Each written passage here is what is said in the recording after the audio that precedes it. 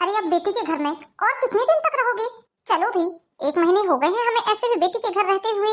अब हमें अपने घर जाना चाहिए। हमारे बहू बेटे भी तो हमें याद करते होंगे। अरे भाई, मैं तो कब से तैयार बैठा हूँ घर जाने के लिए। यहाँ तक कि मैं तो 1 महीने में 4 बार कोशिश कर चुका हूँ कि हम अपने घर वापस चले जाएं, लेकिन तुमसे है कि अपनी बेटी का घर छूट ही नहीं रहा है। देखो, अपना घर भी देखना चाहिए।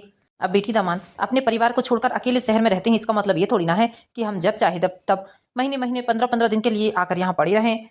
अब मैं तुम्हें बता देता हूँ सुलोचना कि अब मैं तुम्हारे साथ अपनी बेटी के घर आकर महीने महीने 15 दिन तक पड़ा रहूं, मैं बिल्कुल ऐसा नहीं करूंगा। देखो, बेटी का घर भी है तो क्या हो गया, लेकिन इस तरह अच्छा नहीं लगता है। अरे क्या अच्छा नहीं लगता है? हमारी बेटी है, हमने हमारी बेटी को जन्म दिया है, तो क्या हमारा अधिकार नहीं है कि हम अपनी बेटी के घर महीना 15 दिन रह सकें? अब हमारी बेटी शहर में दामाद के साथ अकेली रहती है, बस इसलिए चले आते हैं। वरना तो हम अपनी बहू और बेटे के घर जाकर नहीं रहते हैं। वो तो बेटी है, करके आ जाते हैं। और वैसे भी आपको यहाँ किस बात की परेशानी है? किस चीज की दिक्कत है? इतना बड़ा आलीशान महल है, घर में टीवी है, एसी है, जो लग रहा है वो बनाकर खा रहे हैं। किस चीज की कमी है इस घर में? बेटी दामाद दोनों ऑफिस चले जाते हैं, इस घर में आखिर हमारा ही राज रहता है। कौन सी तकलीफ हो रही है? क्या दिक्कत हो रही है? ऐसा आराम की जिंदगी लगता है? तुम्हें रास नहीं आती है? तुम्हें आना है तो आओ, और नहीं आना है तो बिल्कुल मत आओ। मैं तो अपनी बेटी के घर में हर 4 महीने में एक बार आऊंगी, महीने भर के लिए। तुम्हें आना हो तो आना, नहीं तो कोई जबरदस्ती नहीं है। मम्मी, ऑफिस से आते समय एक दुकान में एक बहुत प्यारी साड़ी दिखी मुझे, मैं आपके लिए वो साड़ी लेकर आई हूँ, आप चलकर देख लीजिए। अरे बेटा, ये सब करने की क्या जरूरत है बड़ा? तो क्यों इतनी महंगी महंगी साड़ियाँ मुझे हर समय गिफ्ट देती है? जब मैं आती हूँ तब तो मुझे कम से कम 2 से 3 हजार की साड़ियाँ देती है। ओहो मम्मी, आप भी बहुत सोचती हैं।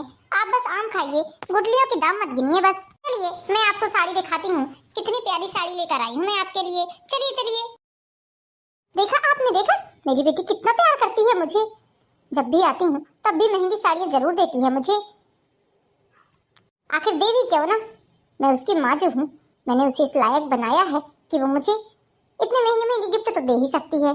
मुझे नाज है अपनी बेटी पर, गुरूर है, घमंड है मुझे अपनी बेटी पर। मम्मी जल्दी आइए, और पापा आप भी आइए, मैंने आपके लिए भी गिफ्ट लेकर आई है। सुलोचना, कहीं ऐसा ना हो कि तुम्हारे कारण हमारी बेटी की बसी बसाई गृहस्थी खराब हो जाए। मुझे तो कभी कभी इसी बात का डर लगता है। सुलोचना का इस तरह लालचीपन ठीक नहीं है। कितनी सुंदर, कितनी प्यारी गुलाबी रंग की साड़ी लेकर आई है मेरी बेटी। इस साड़ी को पहनकर तो मैं एकदम नई नवेली दुल्हन की तरह लगूंगी। मेरी बेटी मुझे कितना चाहती है, कितना प्यार करती है। मेरी बेटी जैसी बेटी भगवान हर किसी को देना। मुझे कितने महंगे महंगे तोहफे देती है, महंगी महंगी साड़ियाँ देती है। सालगिरह में मुझे इतनी महंगी पायल दी है उसने। भगवान करे ऐसी बेटी सबको मिले। मम्मी, ये साड़ी आपको पसंद आई ना? हाँ हाँ बेटा, साड़ी तो बहुत सुंदर है, एकदम नई नवेली दुल्हन की तरह लगूंगी मैं इस साड़ी को पहनकर। कितनी प्यारी साड़ी है। क्या हुआ मम्मी, आप इस तरह अचानक से उदास क्यों हो गई? क्या बात है? क्या हुआ? अभी तो आप इतनी ज्यादा खुश थी, अचानक से आपको क्या हो गया जो आपका चेहरा उतर गया?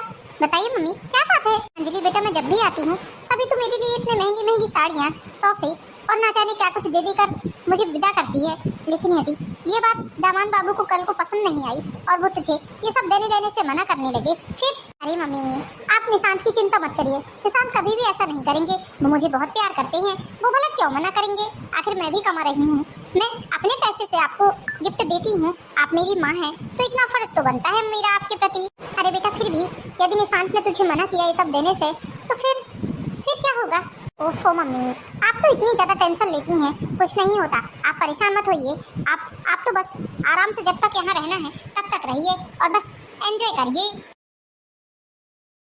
माँ, मैं भी तो आपका बेटा हूँ ना, मैं भी चाहता हूँ कि आप मेरे साथ भी रहें शहर आकर, लेकिन आप हैं कि आपसे गांव ही नहीं छूटता है।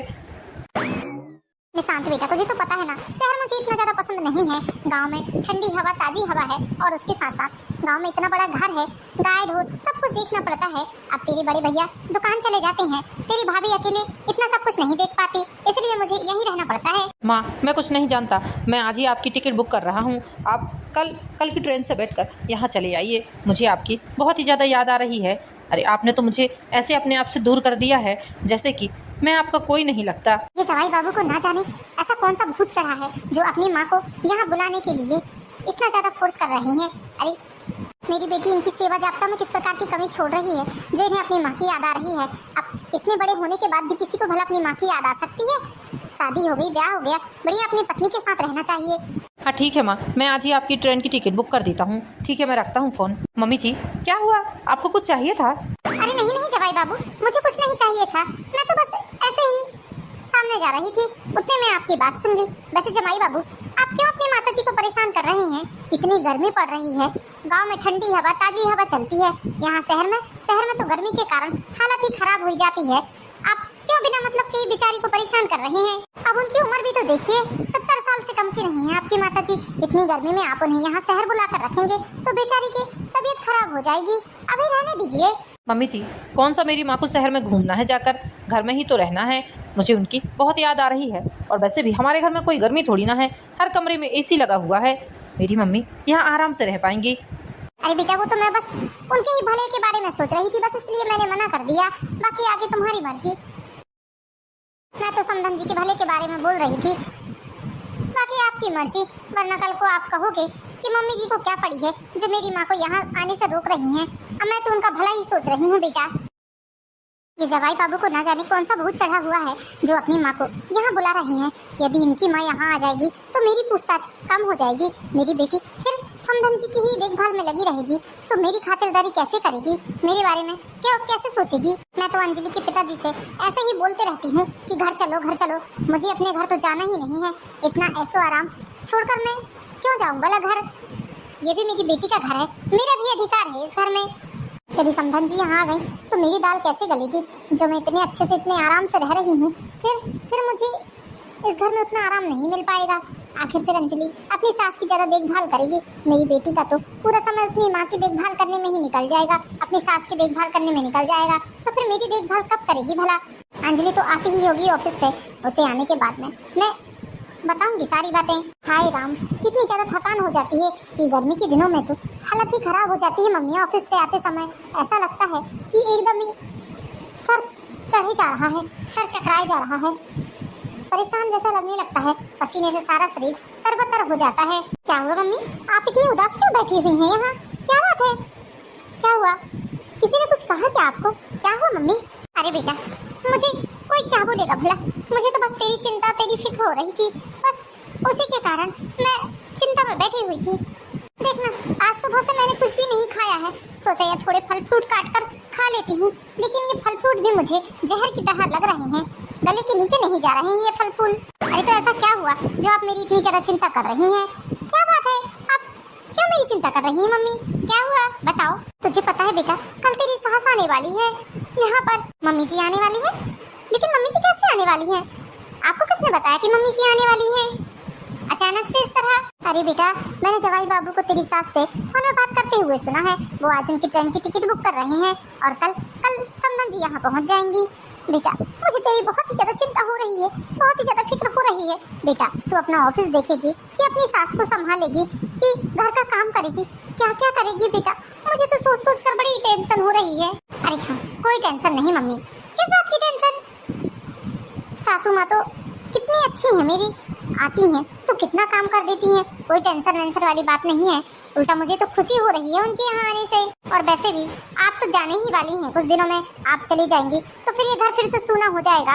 इसलिए इन्होंने सोचा होगा कि मम्मी जी को यहाँ बुलाकर महीना 2 महीने के लिए रख लेते हैं, ताकि मुझे भी थोड़ा अच्छा लगेगा ऑफिस से आने के बाद। ऐसे ही मुझे थकान हो जाती है, मम्मी रहती हैं तो कम से कम थोड़ा बहुत काम करके रखती हैं। नहीं नहीं बेटा, मैं कहीं जाने वाली नहीं हूँ। तू कैसी बात कर रही है? अभी मैं बिल्कुल भी नहीं जा सकती। हाँ, मैंने बोला जरूर था जाने के लिए, लेकिन जैसे ही समधन जी के आने के बारे में सुना, मैं नहीं जा सकती बेटा। अब मैं अपनी छोटी सी बच्ची को इस तरह परेशान नहीं देख सकती। तू क्या क्या चीज संभालेगी? घर संभालेगी कि समधन जी को संभालेगी कि घर का काम संभालेगी?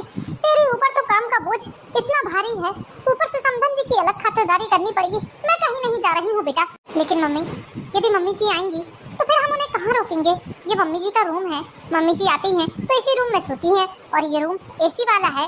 अब बताइए आप, मम्मी जी आएंगी तो हम उन्हें हॉल में थोड़ी ना सुलाएंगे। वाह बेटा, आज तूने भी मुझे पराया कर दिया। मैं यहाँ तेरे बारे में सोच रही हूँ, तेरे भले के बारे में सोच रही हूँ, तेरी चिंता के मारे मैं सुबह से खाना नहीं खा पाई हूँ, लेकिन तू अपनी माँ को ही ऐसा बोल रही है। अब तो मुझे इस कमरे से बाहर निकालेगी, वो भी अपनी सास के खातिर। बेटा मैं तेरी माँ हूँ, मैंने तुझे जन्म दिया है। मैं ही जानती हूँ कि मैंने तुझे किस तरह से पाला पोसा है। अब तू अपनी सास के खातिर मुझे इस कमरे से निकालेगी। मम्मी मेरे कहने का मतलब ये नहीं है, मेरे लिए तो आप दोनों ही बराबर हैं। जिस तरह मैं आपको प्यार करती हूँ उसी तरह निशांत की मम्मी को भी प्यार करती हूँ। वो भी तो मेरी माँ ही है ना।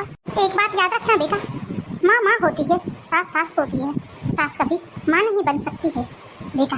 इसलिए तुझे समझा रही हूँ कि अपनी सास को जितना हो सके अपने आप से दूर रख, वरना किसी दिन ऐसा ना हो कि तेरा सब कुछ तेरे हाथों से चला जाए। ऐसा कुछ भी नहीं है मम्मी, ये सब फालतू की बातें हैं, आप ज्यादा ही सोच रही हैं। देख बेटा, मैं तेरी माँ होने के नाते तुझे अच्छी सलाह दे रही हूँ। तो निशांत की मम्मी को यहाँ आने से मना कर दे। यदि वो यहाँ आएंगी तो तुझे ही परेशानी होगी।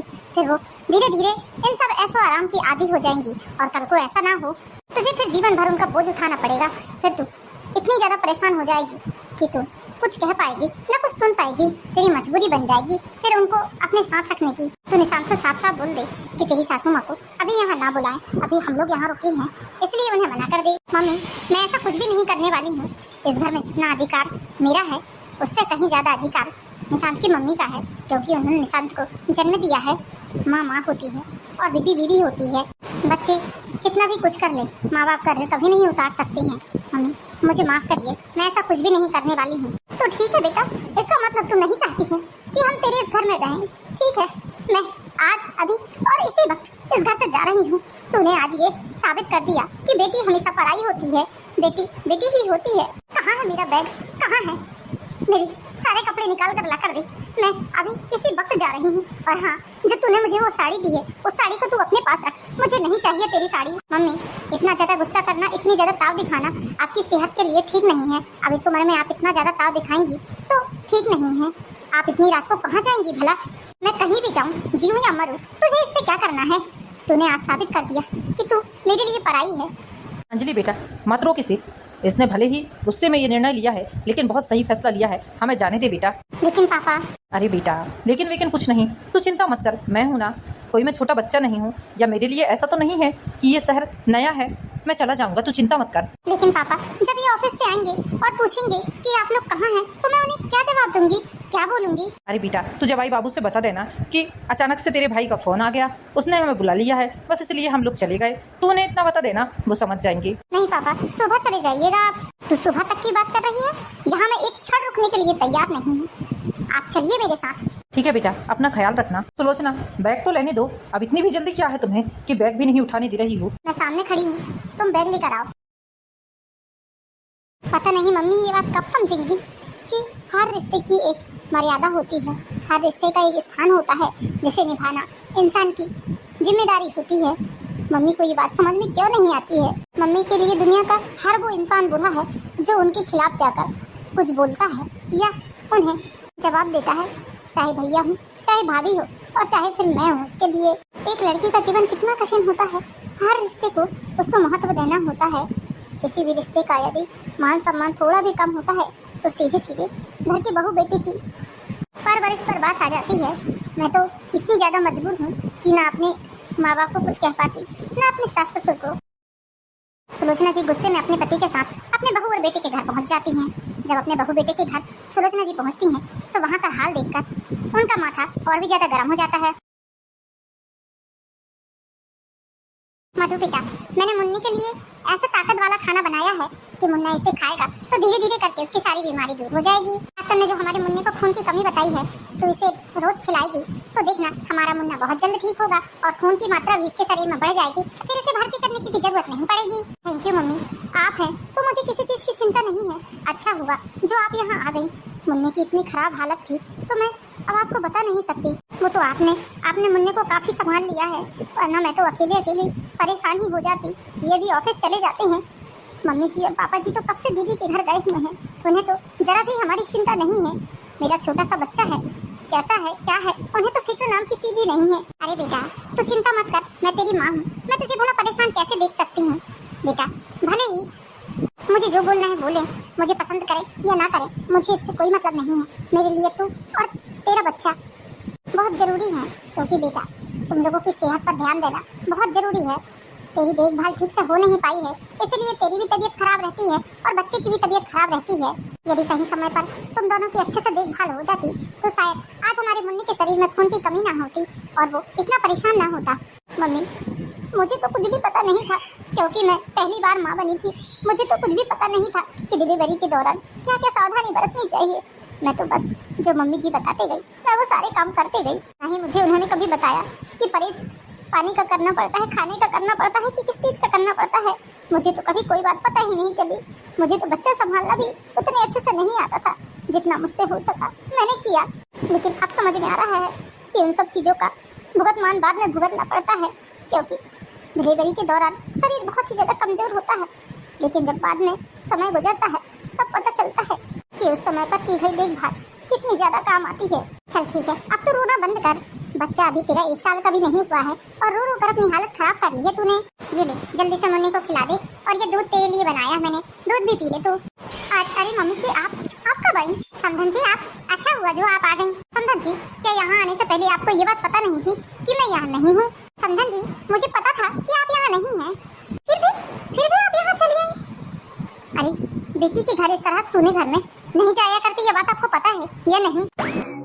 अच्छा मौका देखकर आई हैं आप यहाँ। आपको बता दिया होगा आपकी बेटी ने कि घर सूना पड़ा है, घर में कोई नहीं है, तो आपने भी मौका नहीं छोड़ा यहाँ आने का। क्यों? आप तो यहाँ आने का मौका ही ढूंढती हैं, जैसे आपके घर में आपका मन नहीं लगता है क्या? और आप तभी क्यों आती हैं जब मैं घर पर नहीं रहती हूँ? समधन जी, बात ऐसी नहीं है, मेरे घर में भी बहुत सा काम पड़ा हुआ है। मेरी बहू भी गर्भवती है, लेकिन यहाँ आना मेरी मजबूरी थी। अरे ऐसी कैसी मजबूरी थी जो आप अपनी बेटी के सोने घर में चली आई, तब जब उसकी सास घर पर नहीं है? मम्मी, ये किस तरह से बात कर रही हैं आप मम्मी जी से? जो फर्ज आपको निभाना चाहिए वो मेरी सास निभा रही है, और आप उनसे उल्टी सीधी बात कर रही हैं। आपको यहाँ पता भी है कि क्या हुआ है आपके पीछे। मुन्ने की इतनी ज़्यादा तबीयत खराब हो गई थी कि उसका खाना पीना सब कुछ बंद हो गया था। मुन्ना 2 दिन हो गया था तो रो रो कर उसका बुरा हाल हो गया था। मम्मी जी यहाँ आई तब हम लोग उसे डॉक्टर के पास ले गए, तब पता चला कि मुन्ने के शरीर में खून की बहुत ज़्यादा कमी है। और अच्छा हुआ कि मम्मी जी ने यहाँ आकर मुन्ने की देखभाल की। जब से मुन्ने की देखभाल मम्मी जी कर रही हैं, तब से मुन्ने में काफ़ी सुधार आ गया है। आपको तो अपने पोते की जगह भी नहीं पड़ी है, आपको तो बस अपनी बेटी का घर बस यही दिखता है। अरे यदि मुन्नी की तबीयत खराब हो भी गई थी तो मुझे फोन करके बताना था ना, मैं आती अपने पोते के लिए, मैं अपने पोते की देखभाल करती। और तुम तो ऐसा बता रहे हो कि जैसे मैंने अपने मुन्ने की देखभाल ही नहीं की हो। मुन्ना जब पैदा हुआ था तो किसने देखभाल की है? मुन्ने की तेल मालिश किसने की है भला? हाँ, जानता हूँ कितनी देखभाल की है आपने। सारा काम आप मेरी पत्नी मधु पर छोड़ देती थी और मुन्ने को लेकर बैठ जाती थी। ऐसी देखभाल की है आपने। डिलीवरी के दौरान जच्चा बच्चा दोनों की देखभाल की जाती है, अकेले बच्चे की देखभाल नहीं की जाती है। मम्मी जी ने यहाँ आकर सारा घर संभाला हुआ है। आपको तो ये भी चिंता नहीं थी कि मेरा बेटा भूखा जा रहा है ऑफिस कि कैसा जा रहा है। मुझे पूरे 15 दिन तक कैंटीन में खाना खाना पड़ा, आपको पता भी है। अरे जब घर में इतनी ज्यादा परेशानी थी तो मुझे फोन क्यों नहीं किया तुमने? एक बार मुझे तो फोन लगाना था, मैं आती अपने पोते के लिए, मैं अपने पोते की देखभाल करती। अच्छा, आपको फ़ोन नहीं किया? आपको मैंने 4 बार फ़ोन किया है, लेकिन आप बस हमेशा एक ही बात करती थी, अभी मैं सो रही हूँ, तो अभी मैं मार्केट में हूँ, अभी मैं घूमने गई हूँ। इसके अलावा आपने कभी पूछा कि मैं कैसा हूँ, मेरा बच्चा कैसा है, या मधु कैसी है? एक बार भी आपने पूछने की ज़रूरत नहीं समझी। हाँ, बस कोई एहसान नहीं कर दिया समधन जी ने यहाँ आकर अपने नाती की देखभाल करके। अरे मधु उनकी भी बेटी है तो उनका भी तो फर्ज बनता है ना। अच्छा हुआ आ गई, तो अब मैं आ गई हूँ तो मैं अपने पोते की देखभाल करूंगी। अब आपको यहाँ रुकने की कोई जरूरत नहीं है, आप यहाँ से चले जाइए। मम्मी, यहाँ से मम्मी जी अभी कहीं जाने वाली नहीं है। अभी मुन्ने को और देखभाल की ज़रूरत है। मुझे पता है कि आप किस तरह की देखभाल करती हैं। मम्मी जी अभी यहीं रहेंगी। हाँ बेटा, बिल्कुल, क्यों नहीं। ये घर भी उन्हीं का है। वो जब चाहे तब यहाँ आ सकती हैं, जब तक चाहे तब तक यहाँ रुक सकती हैं। क्या हुआ भाग्यवान, मैंने सही कहा ना, है कि नहीं? जिस तरह तुम अपनी बेटी के घर में 2-2 महीने रहकर उसकी सेवा जाप्ता करती हो, उसकी देखभाल करती हो, उसी तरह समधन जी भी रहती हैं, है ना सुलोचना? हाँ, क्यों नहीं, जरा कमरे में तो आओ तुम। मम्मी जी, आप मम्मी की बातों का जरा भी बुरा मत मानिए। मम्मी तो स्वभाव से ऐसी ही हैं, आप तो सब कुछ जानती हैं। नहीं बेटा, मुझे समधन जी की बातों का बुरा नहीं लगा। मैं तो बस इसलिए यहाँ रुकी हुई हूँ क्योंकि मुन्नी की तबीयत सुधर जाए, उसके बाद मैं खुद यहाँ से जाना चाहती हूँ जल्द से जल्द, क्योंकि तुम्हें तो पता है कि घर में कितना काम पड़ा हुआ है। इसका मतलब समधन जी मेरे कमरे में रह रही हैं। दीपक। सुलोचना, जरा शांति से काम लो। समधन जी घर में आई हुई हैं, किस तरह का व्यवहार कर रही हो तुम उनके साथ? तुम तो चुप ही रहो, उसी में भलाई है। तुम बहुत ही ज्यादा पक्ष ले रहे हो ना अपनी समधन का। वो हमारी बहू की माँ है, इस तरह अपनी बेटी के घर में, सुने घर में आकर रहना उचित है क्या? अरे लोग क्या कहेंगे, उन्होंने ये सोचा भी नहीं और चलिए अपनी बेटी के घर में रहने के लिए। और देखो यहाँ ये बैग रखा हुआ है, इसका मतलब वो हमारे कमरे में रह रही हैं। अरे जरा भी एक बार भी उन्हें विचार नहीं आया इस बारे में कि वो हमारे कमरे में कैसे रह सकती हैं। वाह सुलोचना, जब बात अपने ऊपर आई तो तुम्हें कितनी ज्यादा गुस्सा आ रही है, कितनी ज्यादा नाराजगी जता रही हो तुम। और तुम अपनी बेटी के घर में रहकर उसके साथ जो व्यवहार करके आई हो वो ठीक है क्या? मैंने अपनी बेटी के साथ क्या किया है? अरे मैंने अपनी बेटी को उस घर में ब्याहा है, उसे बेचा नहीं है। मेरा भी अधिकार है पूरा कि मैं अपनी बेटी के घर जाकर महीने 2 महीने रह सकूं। अच्छा, तो तुम बेटी की माँ हो और समधन जी वो भी तो हमारी बहू की माँ है ना, वो भी तो इस घर में आकर महीने 2 महीने रह सकती हैं। और वैसे भी उनके पास तो इतना टाइम भी नहीं है कि वो इस घर में आकर रहें। वो तो हमारे पोते की तबीयत खराब हो गई, इसलिए इमरजेंसी में दीपक ने उन्हें यहाँ बुलाया था। इसका मतलब तुम्हें पहले से ये बात पता थी? हाँ, मुझे दीपक ने पहले ही बता दिया था। मैंने तुम्हें 4 बार आने के लिए बोला, लेकिन तुमने बार बार मना कर दिया आने से। इसलिए मैंने खुद मजबूरी में बोला था कि बहू की मम्मी को बुला ले ताकि बच्चे की अच्छे से देखभाल हो सके। और रही बात कमरे की, तो सोचो जब हमारी बेटी ने तुमसे उसकी सास का कमरा खाली करने के लिए बोला था तब तुमने कितना ज़्यादा बात का बतंगड़ बनाया था। अरे जैसी अपनी बेटी है वैसे ही बहू भी है, इस बात को तुमने क्यों नहीं समझा? जिस तरह तुम हमारी बेटी की माँ हो उसी तरह बहू की भी समधन जी माँ है, उनका भी तो अधिकार है ना इस घर में आने का। सोचो सुलोचना, जिस तरह तुम्हें गुस्सा आ रही है ये बात सोचकर कि तुम्हारे कमरे में तुम्हारी समधन आकर रह रही है, उसी तरह यदि दमान बाबू की माँ को भी ये बात पता चलती और भगवान ना करे यदि उन्होंने हमारी बेटी को भला बुरा सुनाया होता तो फिर तुम क्या करती? तुम्हें ये बात अच्छी लगती क्या? तुमने बेवजह की बातों पर आकर अपनी बेटी को भला बुरा सुना दिया और वहाँ से तुम गुस्से में चली आई और वहाँ से आकर तुम यहाँ ताव उतार रही हो, तुम यहाँ गुस्सा बता रही हो। अरे तुम ये क्यों नहीं सोच रही हो कि तुम भी तो अपनी बेटी के घर जाकर रहती हो? जब तुम अपनी बेटी के घर जाकर रह सकती हो तो समधन जी भला क्यों नहीं रह सकती? क्यों नहीं रह सकती? फर्क सिर्फ इतना है कि तुम बेटे की माँ हो और वो बेटी की माँ है। और वहाँ फ़र्क इतना था कि तुम बेटी की माँ थी और निशांत बाबूजी की माँ तुम्हारी समधन हमारी बेटी की सास थी। हमारी बेटी ने क्या ही गलत बोला था भला बताओ? हर रिश्ते की एक मर्यादा, हर रिश्ते का एक मान सम्मान होता है जो तुम वहाँ समझ नहीं पाई। यहाँ पर आकर तुम अपने आप को इस घर की मालकिन बता रही हो। क्या समधन जी उस घर की मालकिन नहीं थी? बताओ, क्या हमारी बेटी की सास का अधिकार इतना नहीं था कि वो अपने घर में आकर शांति से अपने कमरे में रह सके? आप सही बोल रहे हैं जी, सचमुच मुझसे बहुत बड़ी गलती हो गई। ना जाने मैंने क्या कुछ कह डाला हमारी बेटी को और यहाँ आकर समधन जी को भी भला बुरा कह डाला। मुझे बहुत ही ज्यादा ग्लानि महसूस हो रही है। मैं कितनी बड़ी मूर्ख हूँ, मैं कितनी बड़ी बेवकूफ़ हूँ जो समधन जी से कितना कुछ कह दिया मैंने। समधन जी, मेरा बैग आपके कमरे में रखा हुआ है, मुझे मेरा बैग नहीं। समधन जी, आप जब तक यहाँ रुक रही हैं आप इसी कमरे में रहेंगी। आप हमारी मेहमान हैं और मेहमान होने के नाते हमारा आपके प्रति फर्ज बनता है कि हम आपकी देखभाल में किसी प्रकार की कोई कमी ना होने दें। आप हमारे घर की समधन हैं, आप हमारी बहू की माँ हैं, आप हमारी बहू की माँ हैं। मैंने गुस्से क्रोध में ना जाने आपको क्या कुछ कह दिया। मैं बहुत शर्मिंदा हूँ समधन जी, बहुत ही ज्यादा शर्मिंदा हूँ, मुझे माफ कर दीजिए। नहीं समधन जी, प्लीज आप ऐसा मत बोलिए। मैं आप माफी मत मांगिए, आप प्लीज आप माफी मत मांगिए। जो भी हुआ जैसे भी हुआ सब स्थिति के ऊपर था। समधन जी, सच में मैं बहुत खुशकिस्मत हूँ जो आपकी बेटी हमारे घर की बहू बनी है और आप इतनी सुलझी समझदार महिला जो हमारी समधन बनी है। वहीं आपकी जगह यदि मैं होती तो लड़कर सारे घर को इकट्ठा कर दी होती। और आप हैं कि सारी बातों को कितनी सरलता से सुन लिया आपने। मैं बहुत खुशकिस्मत हूँ, बहुत खुशकिस्मत हूँ। हमारी बेटी को भी फोन लगाइए जी, मैं उससे भी माफ़ी मांगूंगी क्योंकि गुनहगार तो मैं अपनी बेटी की भी हूँ। अपनी बेटी को कितना कुछ सुना दिया, वो अपनी जगह पर बिल्कुल सही है। उसका फर्ज तो दोनों के प्रति उतना ही बनता है और कहा जाए तो मेरे प्रति कम लेकिन अपनी सास के प्रति ज़्यादा बनता है। आज मुझे अपनी गलती का एहसास हो गया है। मैं समझ चुकी हूँ कि मैंने जो कुछ भी इतने सालों से किया है सब गलत है, सब कुछ गलत है। चलो सुलोचना, कम से कम तुम्हें तुम्हारी गलती का एहसास तो हुआ, इस बात की बहुत खुशी है मुझे। इस तरह सुलोचना जी को अपनी गलती का एहसास हो जाता है और वो अपनी समधन से और अपनी बेटी दोनों से ही माफ़ी मांगती हैं और अब से वो बिल्कुल सरल महिला की तरह रहने लगती हैं। तो दोस्तों, कैसी लगी आपको कहानी? उम्मीद है कि ये कहानी आपको पसंद आई होगी। इसी तरह की कहानियाँ देखने के लिए हमारे चैनल पर ही इन ब्लॉग को सब्सक्राइब कीजिए, वीडियो को लाइक कीजिए। मिलते हैं नेक्स्ट वीडियो में, तब तक के लिए बाय बाय।